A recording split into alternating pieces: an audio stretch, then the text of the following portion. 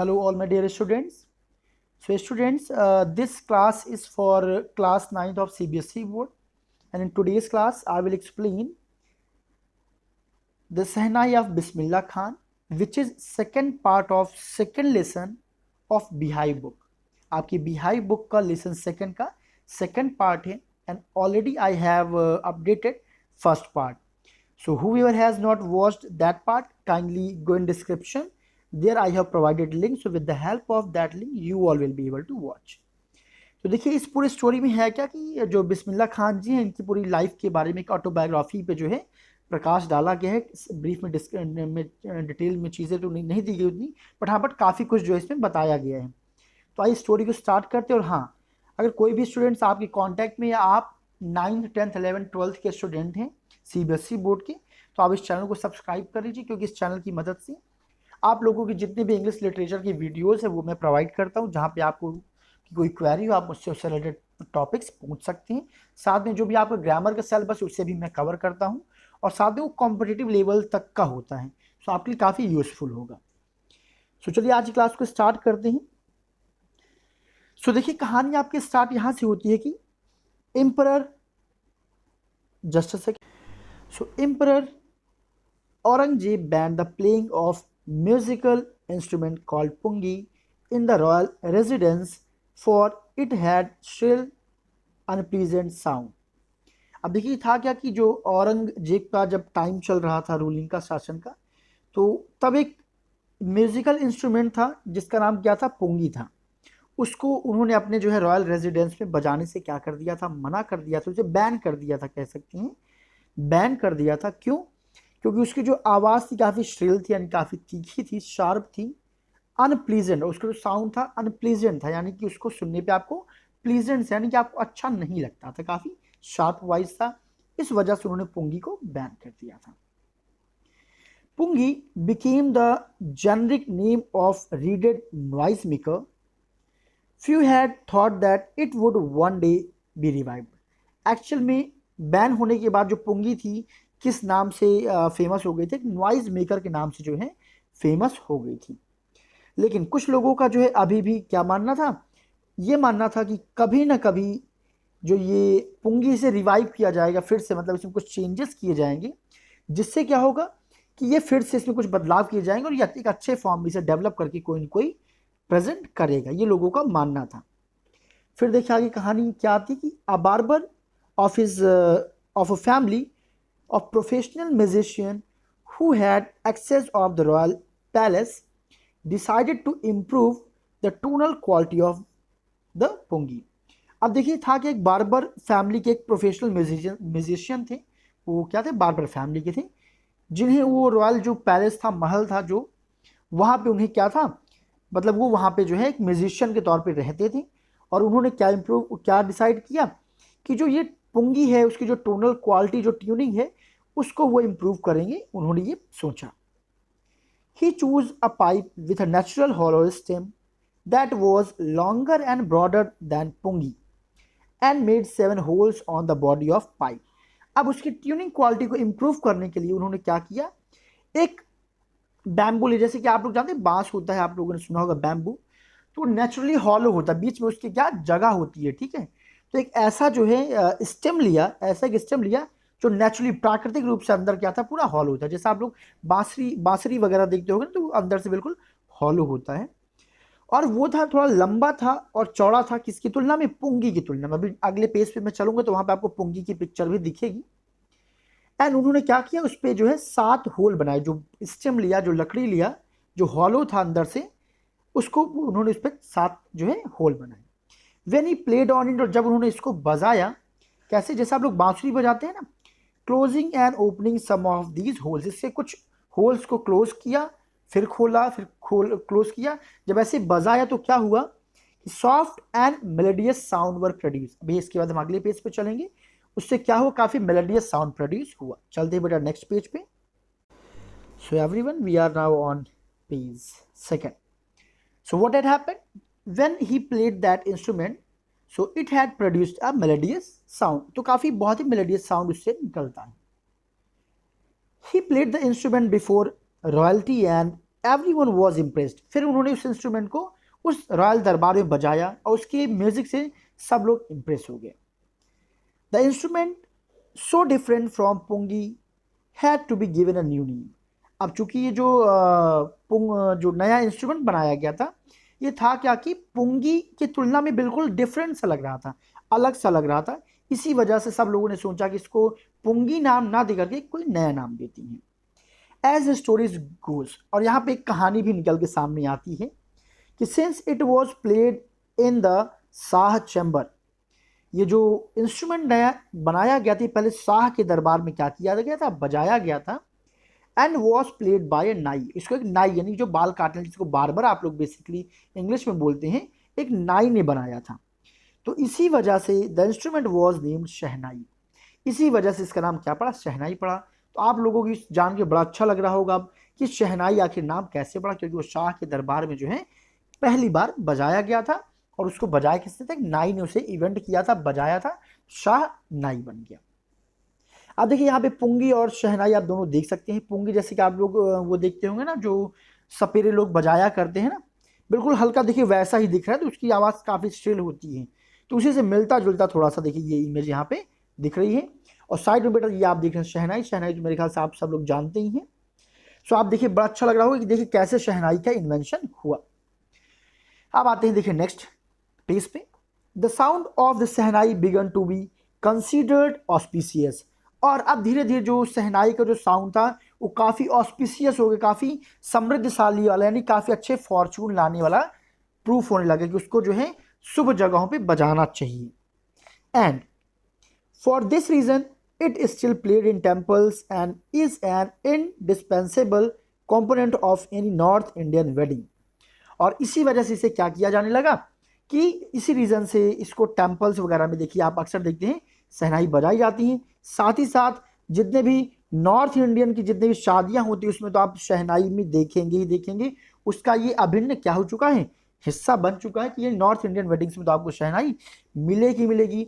अक्सर लोग शादी के नाम को भी शहनाई से जोड़ते हैं, कहते हैं कि आपकी शहनाई बजवा दी जाए, मतलब कि शादी करा दी जाए। तो एक अच्छे रिलीजियस चीज़ से इसको क्या किया गया, जोड़ा जाने लगा। In the past the shehnai was part of naubat and traditional assembles of 9 instruments found at royal court. And पुराने समय में जो शहनाई था इसका एक नौभात क्या था, देखिए नौभात का हिस्सा था।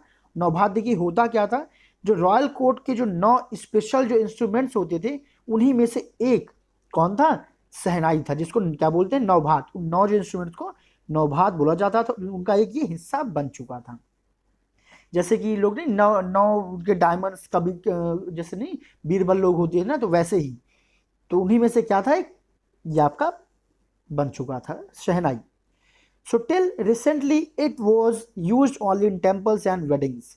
The credit for bringing this instrument on to the classical stage goes to Ustad Bismillah Khan.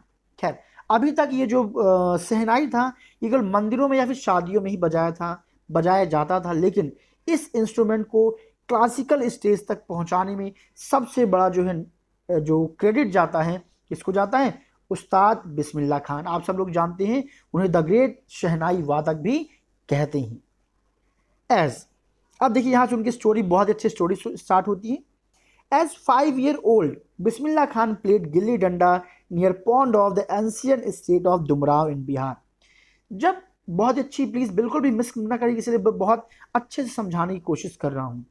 जब वो 5 साल के थे बिस्मिल्लाह खान, तो वो क्या करते थे, डुमराव ये एक बिहार में क्या डिस्ट्रिक्ट है, स्टेट है सॉरी, तो उस स्टेट में जो है वो क्या अपने गांव में जो है गिल्ली डंडा जो है तालाब के पास में खेला करते थे। आई होप गिल्ली डंडा आप लोग जानते होंगे क्या होता है। He would regularly go to the nearby Bihar temple and sing the Bhojpuri chaita. वो क्या करते थे कि पास में बिहारी जी का जो है टेम्पल था, वो वहाँ पे जाया करते थे। वहाँ पे कैथा ये एक प्रकार का सॉन्ग होता है, भजन होता है, कीर्तन होता है, वहाँ जाते थे और वो गाया करते थे। और क्यों जाते थे भाई, बचपना था।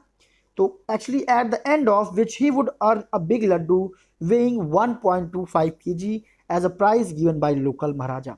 एक्चुअल में जब वो जो भजन कीर्तन खत्म होता तो प्राइस के तौर पे एक्चुअल में उन सभी लोगों को लड्डू दिया जाता था। उस लड्डू का वजन कितना होता था, 1.25 kg, आप अंदाजा लगा सकते हैं। एंड दिस हैपेंड 80 ईयर्स एगो, सोचिए ये जो घटना लगभग 80 साल पहले हुई थी। The little boy has travelled far to earn the highest civilian award in India, the Bharat Ratna. And this just a second, so the little boy, this happened 80 years ago, वो 80, ये घटना 80 साल पहले हुई। और ये लड़का जो है यानी कि उस्ताद बिस्मिल्लाह खान फिर अपने जीवन में इतना आगे बढ़ गए कि इन्होंने क्या किया, हमारे देश की जो सबसे हाईएस्ट सिविलियन अवार्ड होता है भारत रत्न, वो भी इनके नाम है, यानी कि इन्हें भारत रत्न के जो है सम्मान से नवाजा गया। अब देखिए आगे चलते हैं। Born on 21 March 1960, Bismillah belongs to a well known family of musician from Bihar. जो बिस्मिल्लाह खान जी, इनका जन्म 21 मार्च 1960 को हुआ और ये बिहार के एक बहुत ही फेमस म्यूजिशियन फैमिली से बिलोंग करते थे। His grandfather Rasool Bakhsh Khan was shehnai nawaz of Bhojpur kings court. और जो इनके जो ग्रैंडफादर थे, जिनका नाम क्या था, रसूल बख्श खान था, ये क्या थे, शहनाई वादक थे। कहाँ पे, भोजपुर किंग्स के दरबार में जो है वो शहनाई वादक थे इनके दादाजी। और आगे क्या है, हिज फादर, इनके पिताजी कौन, Paigambar Bakhsh, and the other paternal youngsters. देखिए पैटर्नल यंगस्टर्स मतलब क्या होता है, जो पापा के जितने जो पूर्वज थे, ठीक है, वर ग्रेट शहनाई प्लेयर्स, वो लोग भी शहनाई के बहुत ही महान प्लेयर्स थे। तो यहाँ से ये पेज का देखिए एक्सप्लेनेशन फिनिश हुआ। चलते हैं बेटा हम लोग नेक्स्ट पेज पे। और जिन्होंने अभी तक पेज को, इस वीडियो को लाइक नहीं किया, आप लोग प्लीज़ लाइक बटन पे प्रेस करके वीडियो को लाइक कर दीजिए। And yes, don't forget to subscribe. जिन्होंने अभी तक चैनल को सब्सक्राइब नहीं किया है, सब्सक्राइब बटन जो दिया गया है नीचे, उस पर क्लिक करके सब्सक्राइब कर लीजिए और साथ में बेल आइकन को भी ऑन कर लीजिए, जिससे कि नेक्स्ट टाइम कोई भी वीडियो आपकी मिस ना हो। और प्लीज़ वीडियो को ज़्यादा से ज़्यादा शेयर करें। So the young boy took to music early in life, और इसी वजह से उस छोटे से बच्चे ने म्यूजिक को जल्द ही अपने लाइफ में उतार लिया। At the age of 3 when his mother took him to his maternal uncle house in Banaras, जब केवल वो 3 साल के थे, जब उनकी माता उनको कहाँ ले गई, अपने मैटरनल अंकल यानी कि अपने मामा जी के घर बनारस ले गई, जो कि वाराणसी के नाम से फेमस है। Bismillah was fascinated watching his uncles practice. Bismillah Khan को अपने अंकल को प्रैक्टिस करने, यानी अपने मामा का प्रैक्टिस देखना बहुत ही अच्छा लगता था। फैसिनेटेड यानी कि अट्रैक्टिव लगता था, मोहक लगता था। And his uncle practice the shehnai, कब, जब उनके अंकल सहनाई की प्रैक्टिस कर रहे होते थे तो उनको ये देखना बड़ा अच्छा लगता था। सून, बहुत ही जल्द, Bismillah started accompanying his uncle Ali Bakhsh to the Vishnu temple Banaras where Bakhsh was employed to play shehnai. और बहुत ही जल्द जो बिस्मिल्लाह खान थे, इन्होंने साथ देना शुरू कर दिया किसका, अपने मामा, अपने अंकल अली बख्श का। कहाँ पर, जो बनारस था, बनारस का जो टेम्पल, विष्णु टेम्पल था, वहाँ पे, जहाँ पे जो बख्श थे उनके मामा थे, किस लिए हायर किए गए थे, सहनाई बजाने के लिए वहाँ पे इम्प्लॉय किए गए थे, रखे गए थे। तो जो बख्श थे, उनके जो मामा थे, वो विष्णु टेम्पल जो कि बनारस में है, वहाँ पे वो सहनाई बजाया करते थे उनके साथ, यानी कि वो जाने लगे थे, उनका साथ देने लगे थे। फिर आगे क्या हुआ, Ali Bakhsh would play the shehnai and Bismillah would sit captivated for hours on end. अब बिस्मिल्लाह खान जो है क्या करते हैं, सहनाई बजाते हैं और वो छोटा सा बच्चा लगातार घंटों तक उनके साथ बैठा रहता। स्लोली, धीरे धीरे, he started getting lessons in playing instrument, और धीरे धीरे उन्हें भी इस इंस्ट्रूमेंट को बजाने में शिक्षा मिलने लगी। And would sit practising throughout the day, और पूरे दिन बैठ करके अपने अंकल के साथ वो क्या करते हैं, सहनाई की प्रैक्टिस किया करते थे। For years to come the temple of Balaji and Mangla Maiya and the bank of the Ganga became the young apprentice's favorite haunts where he could practice solitude। और फिर क्या हुआ, सालों तक come to temple of Balaji, Balaji temple आते रहे, मंगला मैया टेम्पल आते रहे, और जो द बैंक ऑफ गंगा, जो वहाँ पे जो गंगा नदी का जो किनारा था वहाँ पे आने लगी। जो इस समय क्या है, आजकल के जो उभरते हुए जो म्यूजिशियंस हैं, जिनका वो क्या है पसंदीदा स्थान बन चुका है, वहाँ पर वो क्या आते हैं, सॉलिट्यूड यानी एकांत में आते और घंटों तक क्या करते हैं, समय वहाँ व्यतीत करते और प्रैक्टिस करते थे। The flowing waters of Ganga inspired him to improve and invent ragas that were earlier considered to be beyond of the ranges of the shehnai. अब देखिए था क्या कि जो जब वो रिवर के नीचे किनारे बैठते थे, वो बहती हुई जो गंगा रिवर होती थी, जब वहाँ पे किनारे वो एकांत में बैठ के प्रैक्टिस करते हैं, तो जो गंगा की जो लहरें होती, उससे वो क्या हुए, इंस्पायर हुए, और उन्होंने क्या किया, इम्प्रोवाइज एन इवेंट रागाज, उन्होंने किसका सर्च किया, क्या सर्च किया, राग को सर्च किया। An earlier consider to beyond of the ranges of the shehnai, जो पहले सहनाई का हिस्सा नहीं थे, यानी कि सहनाई में जिसका तालमेल पहले नहीं था, यानी जब राग मतलब कि वहां पे राग को सर्च नहीं किया गया था, तो उन्होंने क्या किया, उसमें राग बनाया और उस राग को फिर सब लोगों ने फॉलो करना स्टार्ट कर दिया। एट द एज ऑफ 14, 14 वर्ष की उम्र में, बिस्मिल्लाह accompanied his uncle to Allahabad musician conference, और 14 वर्ष की उम्र में वो इलाहाबाद, यानी जो अब प्रयागराज के नाम से जाना जा रहा है, वहाँ भी आए म्यूजिक कॉन्फ्रेंस में, और उनके साथ में उन्होंने क्या किया, म्यूजिक यानी सहनाई बजाया। At the end of his recital, Ustad Fayaz Khan patted the young boy back and said, work hard you shall make it.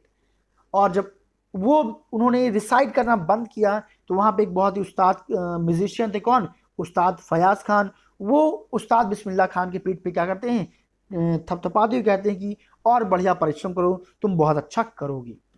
With the opening of All India Radio in Lucknow in 1938 came Bismillah big break, और जैसे 1938 में all India radio जो है channel शुरू हुआ लखनऊ में, तभी से बिस्मिल्लाह खान के लाइफ में एक बहुत बड़ा ब्रेक आया, बहुत बड़ा मोड़ आया। क्या हुआ फिर, he soon became an often heard shehnai player on radio, बहुत ही जल्द जो वहाँ का जो रेडियो बजता था, ऑल इंडिया रेडियो, उस पर सुने जाने वाले वो क्या हो गए थे, एक सुने जाने वाले सहनाई वादक हो चुके थे, यानी कि उस रेडियो में अक्सर जो है उनकी सहनाई बजाई जाती थी, उन्हें यानी उन्हें बुलाया जाता था। When India gained independence on 15th of August 1947, Bismillah Khan became the first Indian to greet the nation with his सहनाई, और जब 15 अगस्त 1947 को इंडिया को क्या स्वतंत्रता की प्राप्ति हुई, तब अपने शहनाई से हमारे देश का अभिवादन करने वाले वो पहले व्यक्ति बन गए।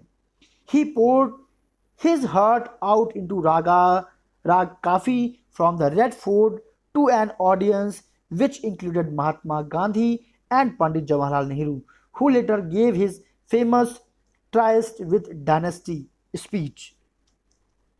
अब देखिए आगे फिर वो क्या होता है, जैसे कहाँ पे हम लोग, हाँ, सो उन्होंने क्या किया, ही अपना जितना भी उनको एक बेटा राग होता है राग काफ़ी, तो उन्होंने क्या किया, रेड फोर्ट पर जब आज़ादी मिली जिसके तब उन्होंने क्या किया, रेड फोर्ट से जो है ऑडियंस के लिए उन्होंने राग काफ़ी जो है बजाया, राग काफ़ी होता है ये शहनाई में, और उसके जो एविडेंस थे, यानी कुछ जो ऑडियंस जिनके सामने उन्होंने लाल किला से जो है क्या किया, ये वादक किया, अपना शहनाई बजाया, राग काफ़ी बजाया, उस ऑडियंस में महात्मा गांधी और पंडित जवाहरलाल नेहरू जैसे भी महान व्यक्तित्व शामिल हुए, जिन्होंने बाद में क्या दिया, बहुत ही फेमस अपना एक स्पीच भी दिया, क्या, ट्रस्ट विद डेस्टिनी।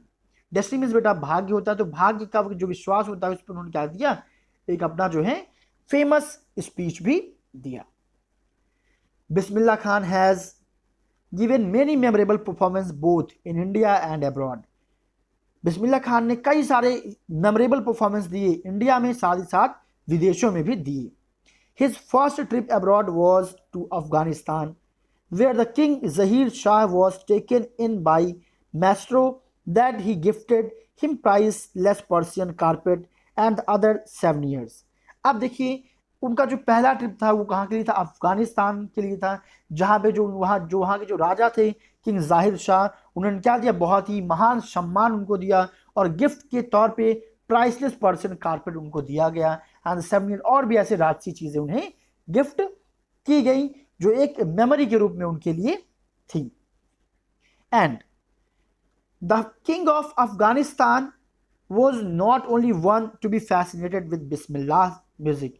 जो अफगानिस्तान के राजा थे केवल बिस्मिल्लाह खान जी के म्यूजिक से प्रभावित नहीं हुए, बल्कि film director Vijay Bhatt was so impressed after hearing Bismillah play at festival that he named a film। अब इसके बाद उन्होंने क्या किया, वहाँ के जो फिल्म जो डायरेक्टर थे कौन, विजय भट्ट भी क्या हुए, उनके इस सहनाई से क्या हुए, बहुत ज़्यादा उनकी हियरिंग्स, उनके प्ले जब वो म्यूज़िक बजा रहे थे, सहनाई बजा रहे थे, उससे वो इम्प्रेस हुए और उन्होंने उसी के नाम पे अपने पिक्चर के एक नाम भी रख दिया, जो कि अगले पेज पे है। चलते हैं बेटा नेक्स्ट पेज पे। कहीं पे आपको कोई डाउट हो तो please let me know in comment box. हाँ देखिए नेक्स्ट पेज पे देख लिया है ना कि आफ्टर द इंस्ट्रूमेंट कॉल्ड गूंज उठी सहनाई। तो उसी के म्यूजिक से वो इतने प्रभावित हुए विजय भट्ट जी कि उन्होंने अपने पिक्चर का नाम ही क्या रख दिया मूवी का, Goonj Uthi Shehnai. The film was hit and one of Bismillah Khan's composition. और वो मूवी बहुत ही ज़्यादा क्या हुई, बहुत ही ज़्यादा फेमस हुई। उनका जो एक कॉम्पोजिशन था, जो एक गीत था, वो भी बहुत ही ज़्यादा हिट हुआ। और वो कौन सा गीत था, दिल का खिलौना है टूट गया। आप शायद सर्च करें गूगल पे तो आपको मिल जाएगा। ये बहुत ज़्यादा क्या हुआ, फेमस भी हुआ। Turned out to be a nationwide chart buster. ये पूरे एक नेशनल लेवल पे क्या हुआ, चार्ट बस्टर यानी कि रिकॉर्ड को तोड़ने वाला परफॉर्मेंस ये मूवी यानी वो परफॉर्मेंस, वो कंपोजिशन बन गया। Despite this huge success in celluloid world, Bismillah Khan's venture in film music were limited of two, Vijay Bhatt Goonj Uthi Shehnai and Vikram Srinivas Kannada venture Sanadi Appanna. I just can't come to terms with the artificial and glamour of the film world, he says with emphasis. अब सोचिए इतना बड़ा जो है satellite world में जो है, इतना बड़ा जो है फेमस होने के बाद, इतना बड़ा ब्रेक मिलने के बाद भी जो खान साहब थे, उनकी जो जर्नी थी म्यूजिक के क्षेत्र में, फिल्म के क्षेत्र में, माफ करिए फिल्म के क्षेत्र में, फिल्म म्यूजिक के क्षेत्र में लिखा ना, फिल्म म्यूजिक के क्षेत्र में, वो बहुत ही लिमिटेड थी, केवल 2। यानी कि फिल्म जगत में अगर बात की जाए, मूवीज की बात की जाए, तो उस पर उन्होंने केवल 2 ही परफॉर्मेंस दिया। इतनी बड़ी सफलता मिलने के बाद भी जो है इस देखिए ना, सेटेलाइट मतलब old fashion way of referring films. तो ये जो सेटेलाइट वर्ल्ड था, इस पे जो है उनकी केवल जर्नी बहुत छोटी सी रही, केवल 2 ही जो है उन्होंने परफॉर्मेंस दिया। कौन कौन सी, पहला देखिए जो डिस्कस किया गया क्या, गूंज उठी सहनाई में, और दूसरा क्या था, विक्रम श्रीनिवास कन्नड़ की वेंचर सनदी अपन्ना में। और क्यों, उनका कहना यह था कि I can't just come terms with the artificiality and glamour of the film world, he says with emphasis. काफी इंसिस्ट करते उन्होंने कहा कि मैं जो आर्टिफिशियल जो ग्लैमर है मूवीज का, जो इस फिल्मी दुनिया का, मैं उसमें नहीं आ सकता। क्यों, क्योंकि वो नेचुरल नहीं है, वो आर्टिफिशियल नहीं है। ये लास्ट पेज है, बहुत जल्द बेटा अपनी इस स्टोरी को फिनिश करते हैं। So award and recognition came thick and fast. Bismillah Khan became the first Indian to be invited to perform at prestigious Lincoln Center Hall in the United States of America. जो awards थे, सम्मान थे, वो बहुत ही thick and fast में बहुत ज़्यादा संख्या में उन्हें मिलना स्टार्ट हो गए, बहुत ज़्यादा संख्या में आए, और बहुत ही जल्द वो इंडिया के पहले ऐसे व्यक्ति बन गए जिनको क्या किया गया, प्रेस्टिजियस लिंकन सेंटर हॉल, जो कि कहाँ, यूनाइटेड स्टेट ऑफ अमेरिका में, वहां पे परफॉर्मेंस देने के लिए बुलाया गया। He also took part in the world exposition in Montreal, और मॉन्ट्रियल के वर्ल्ड एक्सपोजिशन इवेंट में भी उन्होंने क्या किया, पार्टिसिपेट किया। In the Cannes art festival, इस फेस्टिवल में भी उन्होंने पार्टिसिपेट किया। And in the Osaka trade fair, इसमें भी पार्टिसिपेट किया। मतलब ये सारे इवेंट्स है जहां जहां उन्होंने क्या किया, इंटरनेशनल लेवल पे क्या किया, जो है पार्टिसिपेट किया, और अपने देश का नाम जो है इंटरनेशनल लेवल पे फेमस किया। So well known did he became internationally that an auditorium in Tehran was named after him, तहर मॉस्की उस्ताद बिस्मिल्लाह खान। और वो इंटरनेशनल लेवल पे इतने ज़्यादा फेमस हो गई कि तेहरान में एक स्टेडियम बना हुआ था जिसका नाम बदल करके उनके नाम पे रखा गया, और क्या रखा गया, तहर मॉस्की उस्ताद बिस्मिल्लाह खान रख दिया गया। अब चलते हैं हम लोग नेक्स्ट पैसेज पे, लगभग बस स्टोरी एंड पे है। National awards like Padmashri, the Padma Vibhushan were conferred him. तो नेशनल अवार्ड्स भी उन्हें कई सारे मिले, जैसे कि पद्मश्री मिला, द पद्म भूषण मिला, एंड साथ में पद्म विभूषण। तो ये सारे अवार्ड्स भी उन्हें इंडिया में भी दिए गए।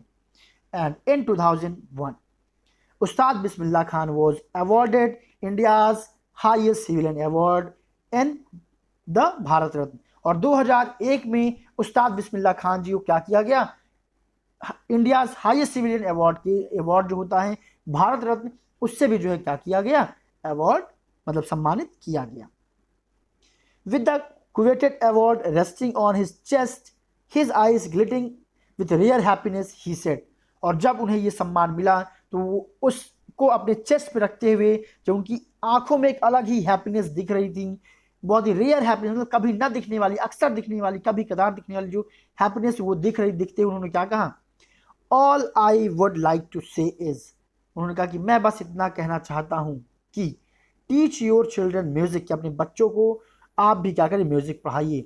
This is the Hindustan richest tradition, ये हिंदुस्तान का सबसे रिचेस्ट क्या है, ट्रेडिशन है। Even the west is now coming to learn our music, यहाँ तक कि जो वेस्ट कल्चर है वहाँ के लोग भी हमारे इस कल्चर को सीखने आ रहे हैं, तो हम क्यों नहीं सीख रहे हैं। Now in spite of having travelled all over the world, Khan साहब as he fondly called is excellently fond of Banaras and Dumraon. अब उन्हें जो पूरा संसार था, इस संसार में ट्रेवल करने के बजाय उन्हें सबसे ज़्यादा कहाँ रहना पसंद था, बनारस और स्पेशली कहाँ, Dumraon. They remain for him the most wonderful towns of the world. पूरे संसार में ट्रेवल करने के बाद उनको पता चला कि जो ये जो जगह है और क्या है, उनके लिए अभी भी संसार के सबसे वंडरफुल क्या है, जगह है क्या, डुमराव, जो कि बनारस और डुमराव, डुमराव यानी कि बिहार जो है, बिहार में जो डुमराव है उनका गांव, और बनारस जहां पे अपने मामा के यहाँ रह के उन्होंने क्या किया, शहनाई सीखा। अब देखिए स्टोरी भी आगे जुड़ती है कि a student of his once wanted him to head a shehnai school in USA. उनके एक स्टूडेंट थे और वो चाहते थे कि वो खान साहब आए और यूएसए में क्या करें, शहनाई जो है सिखाएं। The student promised to recreate the atmosphere of Banaras by replicating the temples there। और यहाँ तक कि उस स्टूडेंट ने ये भी प्रॉमिस किया कि जितने भी यहाँ पे आपको टेम्पल्स वगैरह हैं सब कुछ मैं वहाँ पे बनाऊंगा, रिबिल्ड करूंगा, वहाँ पूरा बनारस का मैं माहौल आपको दूंगा, आप वहाँ पे आइए और क्या करिए, वहाँ पे आप जो है म्यूजिक सिखाइए। बट खान साहब asked him if he would be able to transport river Ganga as well। Later he remembered to have said, that is why whenever I am in foreign country I am keeping army। अब देखिए वो क्या कहते हैं उस बच्चे से, क्या तुम जो रिवर गंगा है, क्या गंगा नदी को जो है सब कुछ तो तुम रिबिल्ड कर लोगे, लेकिन क्या गंगा नदी को वहाँ पे ट्रांसपोर्ट कर पाओगे, वहाँ पर ले जा पाओगे। और इसीलिए आगे वो याद करते हुए क्या कहते हैं बाद में, कि इसी वजह से शायद जब कभी भी मैं विदेश की कंट्रियों में विदेशों में रहता हूँ, तब आगे हम नेक्स्ट पेज पे चलते हैं, 2 मिनट का स्टोरी और बचा है। और वो क्या कहते हैं देखिए आगे, कि जब कभी भी मैं कहाँ रहता हूँ, विदेशों में रहता हूँ, मुझे किसकी याद आती रहती है, मुझे एक्साइटेड में रहता है कि मैं कितनी उत्सुक रहता हूँ, मैं कितनी जल्दी मैं किसको देखूँ, हिंदुस्तान को देखूँ। और वाइल इन मुंबई, और जब कभी भी मैं मुंबई में रहता हूँ, मुझे केवल किसकी याद आती है, बनारस की याद आती है। यानी कि जब वो इंडिया से बाहर रहते हैं तो हमेशा उन्हें इंडिया की, भारत की याद आती है। और जब मुंबई में, चूँकि मैक्सिमम जो ऐसे लाइक एक्टर्स होते हैं, सिंगर्स होते हैं, मुंबई होते में ही रहना पड़ता है, क्योंकि वो पूरा हब होता है बेटा, वो सेंटर होता है। तो वही वो मेंशन करते हैं, क्योंकि उन्हें अधिकतर समय कहाँ व्यतीत करना पड़ता, मजबूरी में मुंबई में व्यतीत करना पड़ता। तो वही कहते हैं कि जब मैं मुंबई में रहता हूँ उस समय मुझे किसकी याद आती, बनारस की याद आती। और जब मैं बनारस में रहता तब मुझे हौली गंगा एंड किसकी याद आती, मतलब जो मुंबई में रहते तो उन्हें गंगा की और बनारस की याद आती। एंड वाइल इन बनारस, और जब मैं बनारस में रहता हूँ तब क्या करता हूँ, आई मिस यूनिक मठ ऑफ डुमराव, मुझे डुमराव का वो सबसे स्पेशल जो मठ है मुझे उसकी याद आती है। Ustad Bismillah Khan's life is a perfect example of rich culture heritage of India. Ustad Bismillah Khan का जो जीवन है वो अपने आप में जो इंडिया के जो रिच कल्चर है, महान कल्चर है, उसका क्या है, उदाहरण है। One that effortlessly accept that he devote Muslim like him can naturally play the shehnai every morning at the Kashi Vishwanath temple, क्योंकि वो एक बहुत ही डिवोट मुस्लिम थे, यानी कि मुस्लिम धर्म को मानने वाले थे। इसके बावजूद वो नेचुरल तरीके से क्या करते हैं, हर सुबह काशी विश्वनाथ टेम्पल में शहनाई बजाया करते थे। यानी कि ये अपने धर्म को मानना अच्छी बात है, लेकिन साथ ही साथ जो ये विश्व जगत है उसके जितने भी धर्म है, हर धर्म की हमें क्या करनी चाहिए, रिस्पेक्ट करनी चाहिए। हमें अपने धर्म की भी रक्षा करनी चाहिए, साथ ही साथ हमें दूसरे धर्मों का भी सम्मान करना चाहिए। यही हमारे इंडिया कल्चर है, और इसका सबसे बड़ा मैसेज देने वाले कौन है, उस्ताद बिस्मिल्लाह खान जी। और देखिए यहाँ पे एक जो है रिपोर्टर का यहाँ पे रिपोर्ट दिया गया है, उसको मैं चाहता हूँ बेटा आप लोग को बता दूं मैं। तो एक रिपोर्टर थे कौन, मिस्टर शेखर गुप्ता। देखिए यहाँ पे दिया गया है तो एक बार वो खान साहब से पूछते हैं कि when partition happened didn't you and your family think of moving Pakistan, कि जब भारत और पाकिस्तान अलग हुआ तो क्या आप और आपके परिवार ने पाकिस्तान जाने के बारे में नहीं सोचा। इस पे बिस्मिल्लाह खान साहब का देखिए कितना अच्छा जो है जवाब आता है, गॉड फॉरबिड, अच्छा मुझे भगवान ने बचा लिया, मी लीव बनारस, अरे मैं और बनारस छोड़ू कभी, नेवर, कभी नहीं। हाँ वो कहते हैं I went to Pakistan once, एक बार मैं पाकिस्तान गया था, I cross the border just to say I have been to Pakistan, मैंने बॉर्डर को क्रॉस किया और बस ये कहने के लिए कि मैं पाकिस्तान में हूँ, and I was there for about an hour, लगभग मैं वहाँ पे 1 घंटे के लिए था। इसके बाद आई सेड नमस्कार टू पाकिस्तानीज, उसके बाद मैंने जितने पाकिस्तान थे उनको मैंने नमस्कार किया, सलाम अलैकुम टू द इंडियंस, और मैंने इंडियंस को क्या बोला, सलाम अलैकुम। I had a good laugh, और मुझे बहुत तेज से क्या हंसी आई। तो इस तरह से बेटा ये आपका स्टोरी चैप्टर ये फिनिश होता है। और हाँ, जितने भी लोग हैं इस वीडियो को देख रहे हैं, जिन लोगों को पार्ट 1 का PDF मिल गया है, आप लोग प्लीज़ पूरा कंप्लीट कर लीजिए। जिन्हें नहीं मिला है आप मुझे व्हाट्सएप ग्रुप पे, जो लोग मुझसे कनेक्टेड हैं आप लोग व्हाट्सएप पे मैसेज करें, जो लोग मेरे फेसबुक पेज से कनेक्टेड हैं आप लोग मुझे फेसबुक पे मैसेज करिए, आपको मैं PDF प्रोवाइड करा दूंगा। या जो लोग मुझसे टेलीग्राम से जुड़े हैं, आप भी अगर इसका PDF चाहते हैं क्वेश्चन आंसर का, तो आप मुझे मैसेज करिए, definitely I will give you question answer of this chapter as well. So I hope आपको वीडियो पसंद आया होगा, समझ में आया होगा। But everyone instead of this, अगर आपको कहीं भी कोई भी कंफ्यूजन है, please let me know in comment box, आप कमेंट बॉक्स में बताइए, I will sort out your problems. Thanks for watching everyone. चलिए इस चैनल को सब्सक्राइब कर लीजिए अगर अभी तक किया नहीं है, वीडियो को लाइक कर लीजिए, और सब लोग कम से कम 3 से 4 व्हाट्सएप ग्रुप में, या आप जिस भी क्लास में हैं, आपके जितने भी फ्रेंड्स हैं, सब लोगों को शेयर करिए, जिससे कि सारे बच्चों तक ये पहुंच सके और सब लोग इसका फायदा उठा सके। और बहुत ही जल्द इसकी समरी भी मैं आपको प्रोवाइड कराऊंगा जब कभी भी आपको रिवीजन करने की आवश्यकता होगी तब।